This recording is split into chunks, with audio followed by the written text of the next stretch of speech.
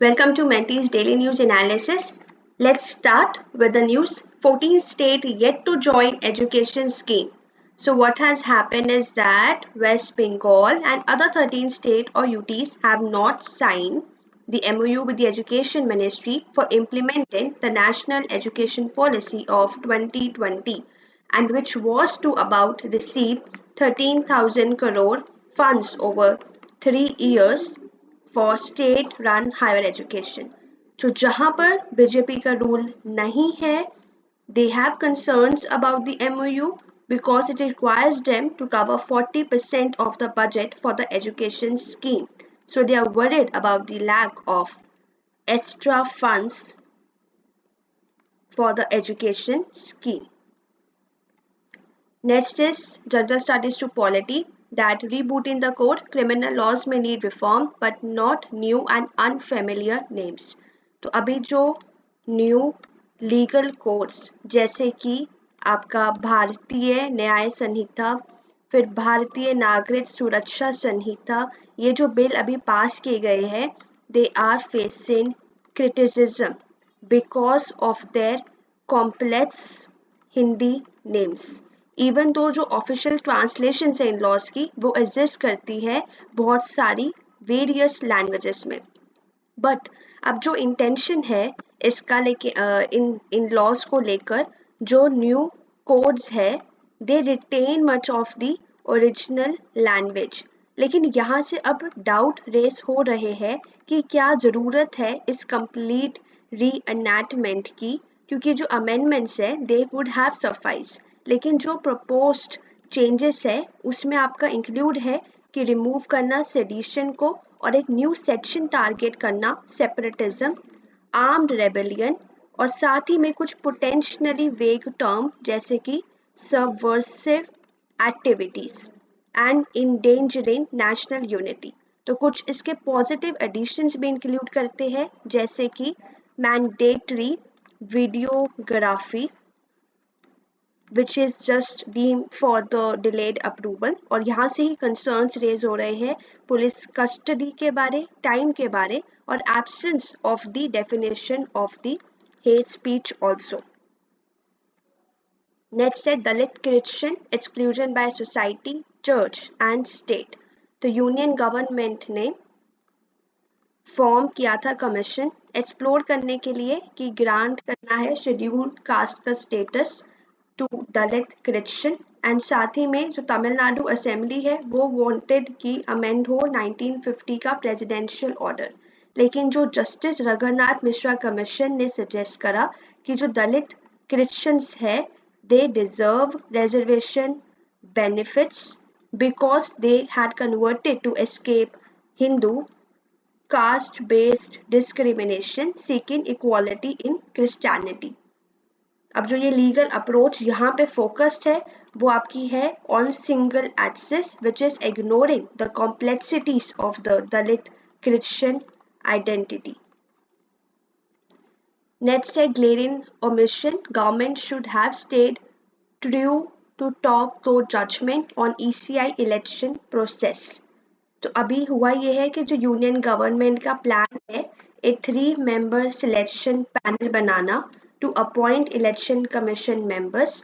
अब ये प्रपोज किया गया था राज्यसभा में जिसमें सजेस्ट है कि prime minister, leader of opposition और कोई भी कैबिनेट मिनिस्टर जिनको नॉमिनेट इनके द्वारा किया जाएगा ये कमेटी के मेंबर होंगे. लेकिन इससे अब कन्फ्लिक्ट आ रहा है जो रीसेंट कॉन्स्टिट्यूशनल बेंच की रूलिंग आई थी, इंक्लूडिंग पहले तो इसमें CGI भी थे, that is the chief justice of India.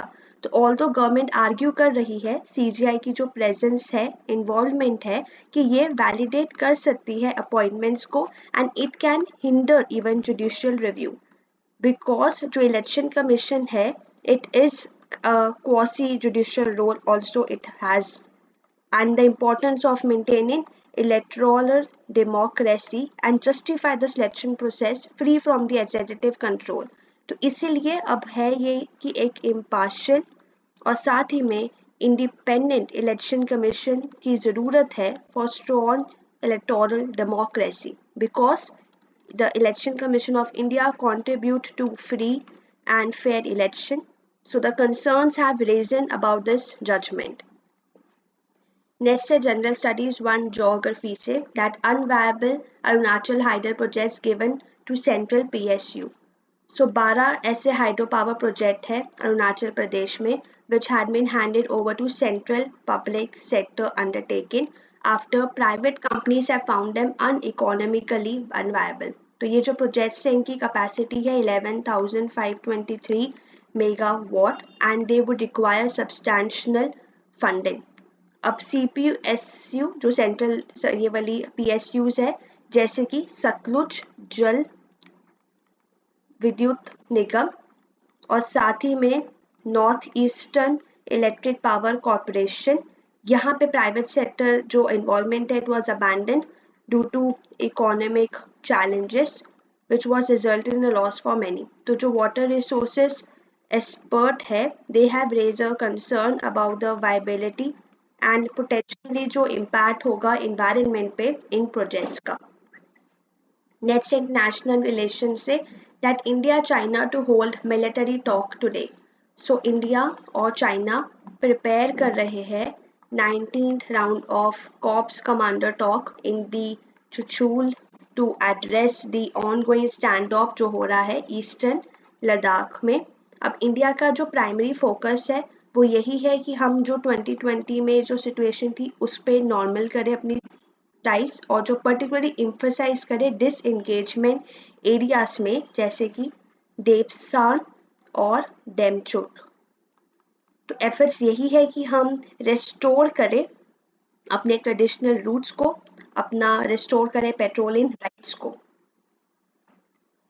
Next है जनरल स्टडीज फ्री साइंस के पर्सपेक्टिव से दैट मेटाजेनोम सीक्वेंसिंग टेक्नोलॉजी जो है it is introduced using the COVID-19 pandemic has transformed pathogen surveillance by allowing direct genome sequencing from patient samples. तो ये जो technique है it has enabled rapid as well as unbiased technique of identification of SARS-CoV-2 as a cause of COVID-19. So जो success है in tackling the pandemic it has been जो success है इसकी application बाकी एरियाज में भी देखी गई है because it has also helped in early detection of many other disease और we can say virus strains. Next है centrifugal force meet the resistance. So जो सेंट्रीफ्यूगल फोर्स है it is a sensation of being pushed outward from the centre while moving in a curved path. तो commonly ये experience होता है जो आपने देखा होगा जो आप बचपन में जो merry go grounds if you have would have experience. तो उसमें this is a perfect example of this force. तो while often we call it a force but actually it is a result of inertia because it arises when an object resists the change into two direction of its curved path. तो उसी पे एक basic science का question है that centrifugal force meet the resistance. यहाँ से शुरू होते हैं इंडियन एक्सप्रेस के article onion and tears. So moves to curb food inflation betray nervousness government would do better to slash import duty on wheat.